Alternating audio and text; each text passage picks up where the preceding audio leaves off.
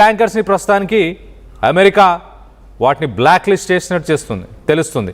So మరోపక్క యుద్ధం పరిస్థితి ఒక్కసారి చూస్తే సీజ్ ఫైర్ ఒప్పందం జరగబోతుంది అంటూ చర్చలు వస్తున్న సమయంలో ప్రస్తుతానికి Trump final couple of language points కొన్ని ఉన్నాయి, అంటే ఫైనల్గా చర్చించాల్సిన అంశాలు కొన్ని ఉన్నాయి, అవి చర్చించిన తర్వాత ముందుకు వెళ్తాము అంటూ ట్రంప్ ఆయన మాట్లాడుకొచ్చారు. మరో పక్కన America vice president JD Vance negotiations continue అవుతున్నాయి, కొన్ని డిస్కషన్స్ దగ్గర ఆగిపోయాయి. ఇరాన్కి సంబంధించిన తాస్నిమ్ న్యూస్ ఏజెన్సీ మాత్రం ఈ వాదన ట్రంప్ అలాగే అమెరికా వైస్ ప్రెసిడెంట్ వీళ్ళు చెప్తున్న వాదనని కొట్టిపారేస్తుంది. మరో పక్కన ఒక్కసారి ఆ ఫైటర్ జెట్ కుప్పకూలిపోయిన ఆ విజువల్స్ని ఒక్కసారి చూసే ప్రయత్నం చేద్దాం.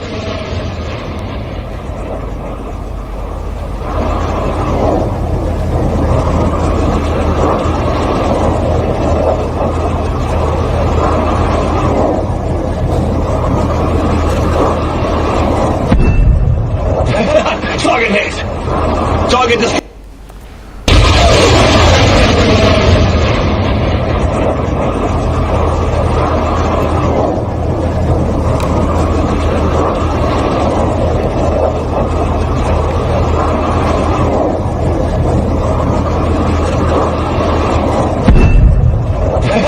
Target hit. Target destroyed.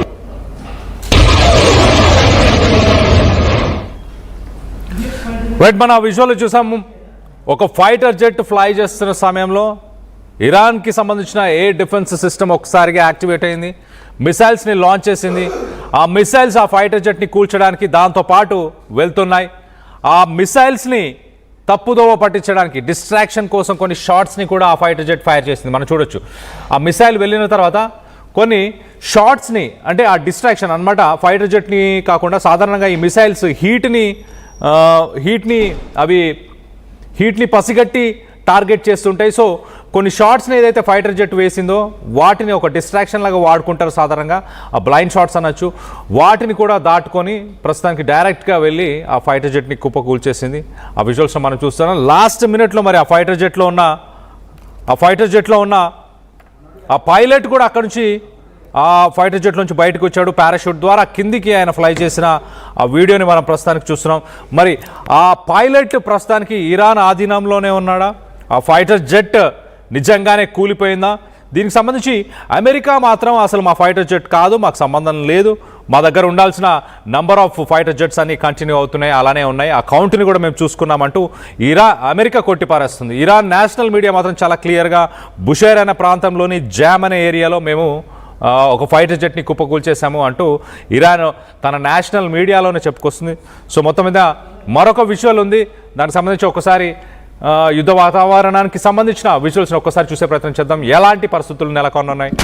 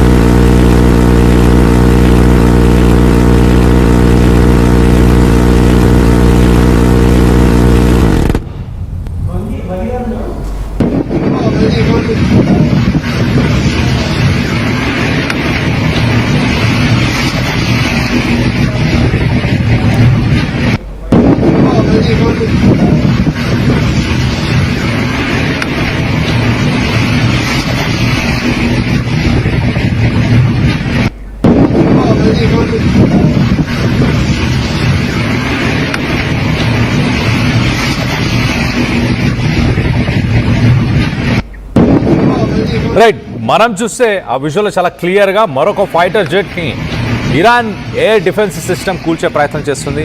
ఆ ఎయిర్ డిఫెన్స్ సిస్టమ్ ఎంత పటిష్టంగా పనిచేస్తుందో ఒక ఎగ్జాంపుల్గా చూపించే ప్రయత్నం ఇరాన్ చేస్తుంది. మరోపక్కన రైట్ సైడ్ విషయంలో మనం చూడొచ్చు, ఇరాన్ నిన్న స్ట్రైట్ ఆఫ్ హార్మోజ్ నుంచి వెళ్ళడానికి ప్రయత్నం చేసిన ఒక 4 షిప్స్ని ఇరాన్ టార్గెట్ చేసింది. వాటిపైన కాల్పులు కూడా జరిపినట్టు తెలుస్తుంది. దానికి సంబంధించిన విజువల్స్ని మనం చూస్తున్నాం.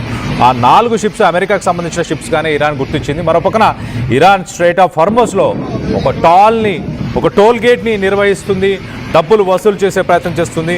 మరోపక్కన ఇరాన్ ఆ విమర్శలపైన స్పందిస్తూ ఒక టోల్ గేట్ అనకుండా దీన్ని మేము ఆ ఏరియాని స్ట్రైట్ ఆఫ్ హార్మోజ్ అనే ప్రాంతాన్ని పరిరక్షించడానికి మేము వసూలు చేస్తున్న ఒక ఫీజు అని అనాలి, దీన్ని టోల్ అని అనకూడదు అంటూ కూడా ఇరాన్ దానిపైన ఒక కౌంటర్ ఇచ్చే ప్రయత్నం చేసింది. అలాగే బుధవారం రోజు కువైత్లోని కొన్ని ఏరియాస్లో ఇరాన్ దాడులను నిర్వహించింది.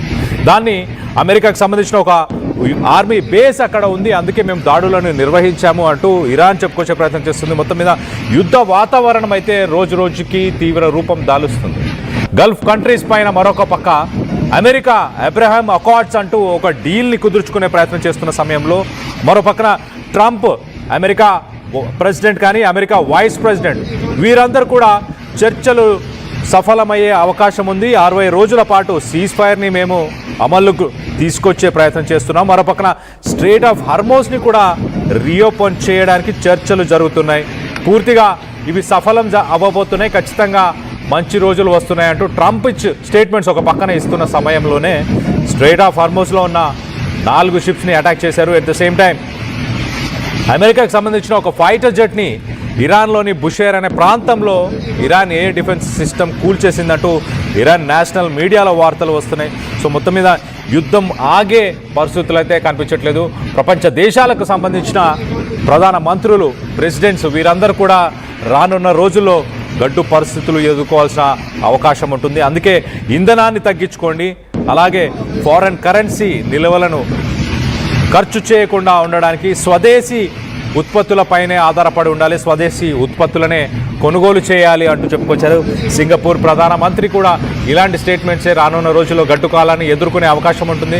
2026లో ఆర్థిక మాంద్యం అలాగే అన్ఎంప్లాయ్మెంట్ రెండు కలిసి, అంటే ఒక పక్కన ఇన్ఫ్లేషన్ మరో పక్కన అన్ఎంప్లాయ్మెంట్ రెండు కలిసి స్టాగ్ఫ్లేషన్ అనే ఒక కొత్త సిట్యువేషన్ని మనం ఎదుర్కొనే అవకాశం ఉంటుంది. 1970లో ఏదైతే ఆయిల్ కొరత ఏర్పడి ప్రపంచ దేశాలు ఒక స్టాగ్ఫ్లేషన్ని ఎదుర్కొన్నాయో అలాంటి గడ్డు పరిస్థితులు ఈ సంవత్సరం మనం ఎదుర్కొనే అవకాశం ఉంటుంది అంటూ వరల్డ్ బ్యాంక్ కూడా చెప్పుకొస్తున్న పరిస్థితి. సో మొత్తం మీద వాస్తవానికి ట్రంప్ తీసుకున్న డెసిషన్స్ వల్లే ఇలాంటి పరిస్థితులను ప్రపంచ దేశాలు ఎదుర్కొంటున్నాయి.